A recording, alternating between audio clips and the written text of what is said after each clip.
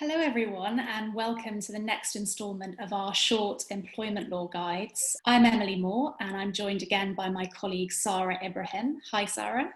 Hi Emily. And this time we're looking at matters arising from the furlough scheme and the latest government guidance, including the provisions of the Finance Bill 2020. Sara, would you like to kick us off? Absolutely. So Emily, you're probably aware that the latest Treasury direction came out on flexible furlough. This is the 26th of June this year. Now, for those of you who've lost track of time, that was a Friday. This seems to be what the Treasury are doing at the moment, releasing all of these quite detailed notes on a Friday, probably to give us employment lawyers something to do. So this is obviously the latest one of all of these directions. I'm just wondering if you picked up anything in particular you found interesting.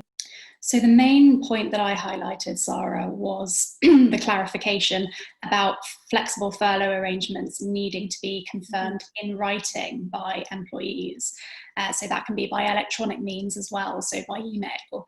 And also the fact that any records of these agreements need to be retained until at least the 30th of June 2025. Because I think before the Treasury direction was published, we had the guidance, which was published back on the 12th of June relating to the flexible furlough scheme. But we didn't have any specific clarification as to how these agreements are supposed to be carried out and recorded. So I think that's the most notable point that I highlighted. Any other points, Sara, that you picked up on? Well, I think holiday pay is the next thing I would want to go on to. I don't know, Emily, if you have been paying attention to the creation of air bridges. So air bridges are a very glamorous way of saying that we are going to potentially be able to visit certain countries, places like Italy and Spain, and there are people who are talking about staycationing, mostly going to places like Cornwall. So for the first time, it looks like people may actually be able to have holiday this year, as you and I would understand it, in the traditional kind of summer holiday way. Yeah, I think that's an exciting prospect for many. So we obviously have our statutory annual leave, which is 5.6 weeks in the UK. And also many individuals will also have their contractual holiday pay, which might be for a longer period of time. Now, in May 2020, the government published guidance about how holiday entitlement and pay would operate during the pandemic.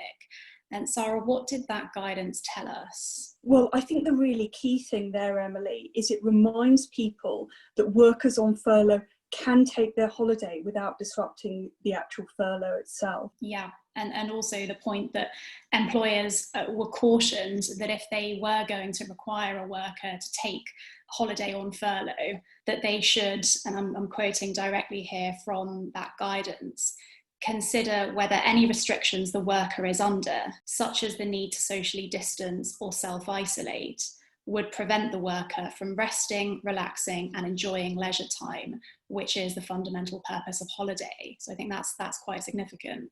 That is, and if I could just go on and deal with the bit of the guidance that talks about the rate of pay, because that's so important. What is the rate of pay a worker's going to be receiving whilst they're on holiday and furlough?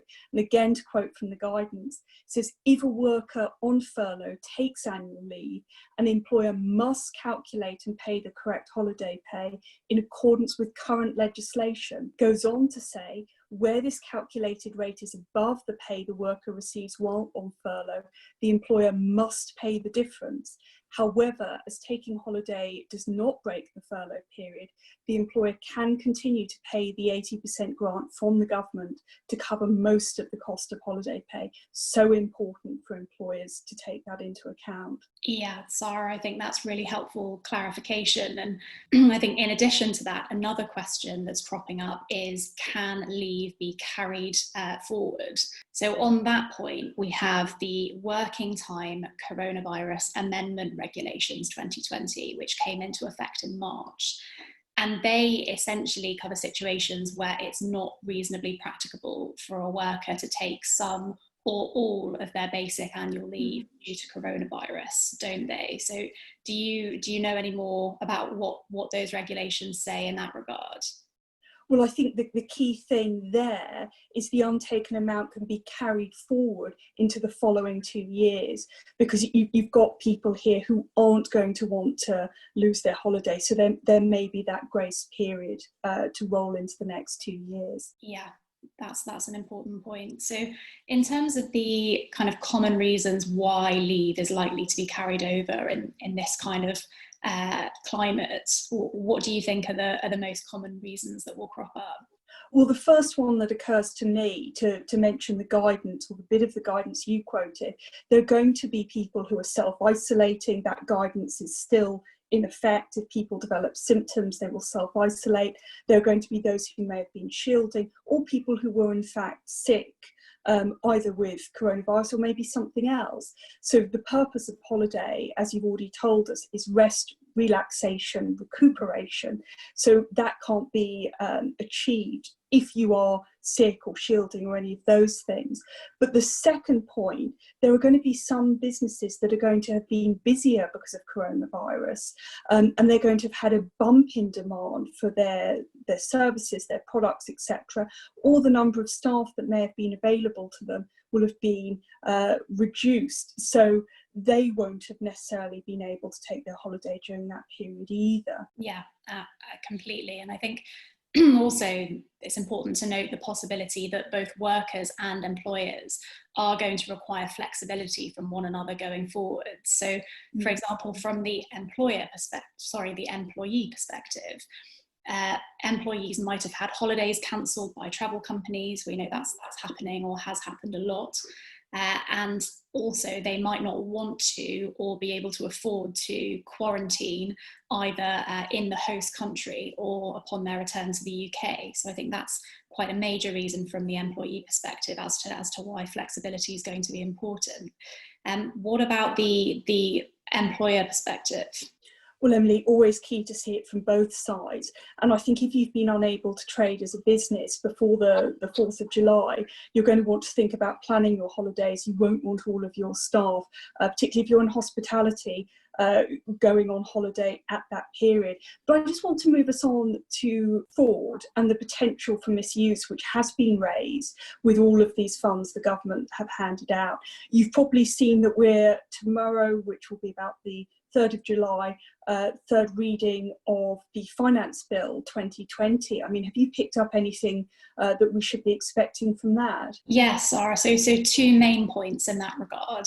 So the first major proposed revision is that HMRC will be able to use information and inspection powers to check that a claim made under the two main COVID-19 support schemes. So first of all, the Self-Employment Income Support Scheme, and then secondly, the CJRS, so obviously the Coronavirus Job Retention Scheme. HMRC will be able to check that claims made under those schemes haven't been overpaid, and also that a claim under the CJRS was actually used to pay furloughed employee costs.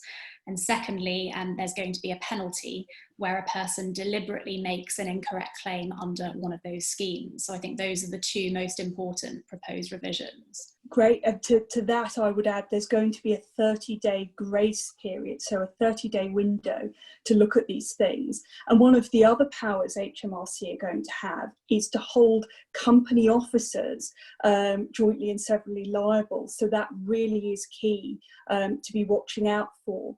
Perhaps we could just move on to what some of the consequences of abuse of these schemes is going to be. I mean, there could be criminal consequences. Yeah, absolutely. So violations would, under the proposals, engage the provisions of the Fraud Act 2006, most likely Section 2, which concerns fraud by false representation. And there are also the potential for civil investigations as well. So if there is serious abuse, that could lead to directors' disqualification proceedings due to unfitness considerations. So those are the two main consequences as we currently know it. And just to think about this, if you're an employer, the speed with which these schemes have been set up means you really need to make sure that if you've made genuine mistakes, those are corrected as soon as possible. You've got that 30-day period. And I think the takeaway from both of us would be make sure you've got your numbers correct. If you haven't, you need to be in discussions with HMRC now. Absolutely. I think that's really important. Well, thanks, Sara. I think that probably brings us to the end of this talk.